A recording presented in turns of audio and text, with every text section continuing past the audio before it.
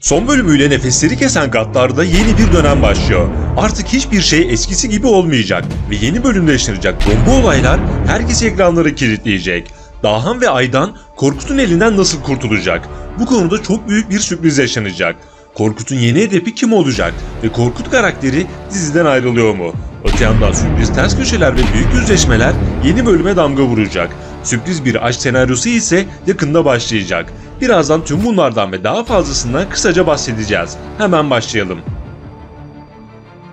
Müdürün tavsiyesinden sonra kötü adam olmaya karar veren, kötü adammış gibi planlar yapan Dahan, ters köşe hamlesiyle Korkut'a kardeşi Kalender'i vurdurttu. Kalender'in vedası biraz erken oldu ama böylece Korkut gerçek acıyı iliklerine kadar hissetti ve iki kardeşini de kaybederek tek başına kaldı.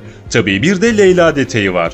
Korkut, Leyla'nın kendisine ihanet ettiğini, onu tuzağa çektiğini düşünüyor. Çünkü Dahan Korkut'a ihanet acısından da bahsetti.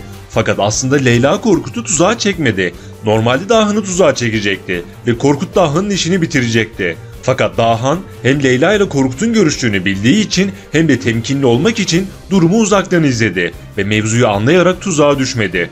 Elbette Leyla ve Dahan arasında bir yüzleşme yaşanacak. Hatta Dahan Leyla'ya asıl gerçekleri anlatarak Korkut'tan uzak tutmak isteyecek ancak işler bir hayli karışacak. Özellikle Korkut'un Leyla'yı takıntı haline getirmesi işleri daha da karıştıracak. Her şeyden önemlisi öz kardeşini öldüren Korkut intikam ateşiyle yanıp tutuşunca harekete geçip Aydan'la Dahan'ı kaçırıyor ve acımasız planını uyguluyor. Peki bu sahnede neler olacak? Dahan ve Aydan kurtulabilecek mi? Aydan, Dahan'ın gaddar olduğunu bile bile her koşulda onun yanında olacağını söyledi. Bu ikilinin arasındaki bağ Korkut'un hamlesiyle iyice güçlenecek. Korkut, Dahan'ın çeşitli acılar çektirip Aydan'ın izlemesini sağlıyor. Üstelik Dahan eğer sesini çıkarırsa aynı acıyı Aydan'a da çektirecek. Peki bu sahnede neler olacak? Elbette Dahan ve Aydan'ın kurtulması beklenecek.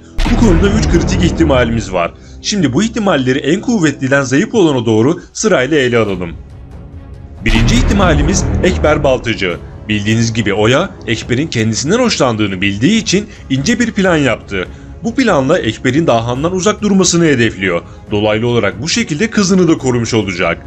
Eğer Oya, Aydan'ın Korkut tarafından kaçırıldığını öğrenirse Ekber'den onları kurtarmasını isteyebilir. Böyle bir durumda Ekber hamlesini yaparak sürpriz bir şekilde Aydan'la Dahan'ı kurtarırsa şaşırmayız. İkinci ihtimalimiz Müdür, Kurt ve Enver üçlüsü. Bu üçlü ve özellikle Müdür'ün gücü Dahan'ı şimdiye kadar birçok zorluktan kurtardı ve yine Müdür sahneye çıkarak Dahan'la Aydan'ı Korkut onları öldürmeden kurtarabilir. Çünkü Müdür Dahan'ı fazlasıyla seviyor ve ona zarar gelmesini kesinlikle istemez. Üçüncü ve en zayıf olan ihtimalimiz ise polis Gürkan. Son bölümde Gürkan Dahan'a borçlu olduğunu söylemişti. Belki de bu borcunu Dahan'ı kritik bir durumdan kurtararak öder. Hatta bu ikilinin işbirliği bir süre daha devam edecek. Peki sizce bu ihtimallerden hangisi gerçekleşebilir? Düşüncelerinizi yorumlarda mutlaka belirtin.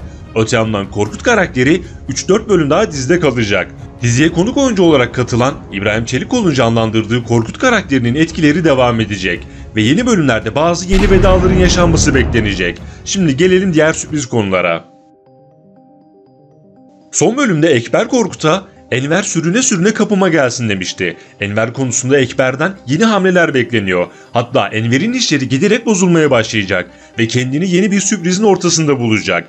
Ayrıca Yağmur'u korumak istemesi ve Yağmur'un daima tehdit altında olması büyük gerginliklere sebep olabilir.